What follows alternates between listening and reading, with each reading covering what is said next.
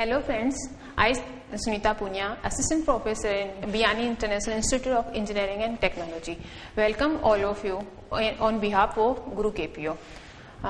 Today I am going to deliver a lecture on operational amplifier parameters, which the topic is related to linear integrated circuits, which are used in engineering students.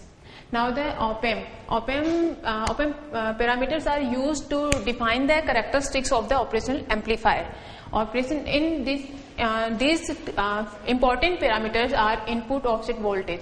First of the input offset voltage. The input difference voltage is calculated when there is no input applied between transistor, when there is no input applied and the output is generated. That type of input offset voltage.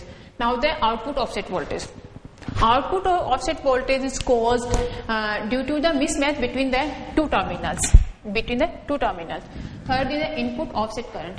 Input offset current is the algebraic difference between the two input bias currents. Third one is the input bias current. Input bias current is the average of the two bias currents. Now the differential input resistance. Differential input resistance is also called the input resistance of the operational amplifiers. The differential input resistance is the equivalent resistance when the one terminal is grounded. Third one, now the differential input capacitance. Input capacitance is also calculated inverting or non-inverting terminals when one terminal is grounded. Now the slew rate. Slew rate is the change in the output voltage with respect to time.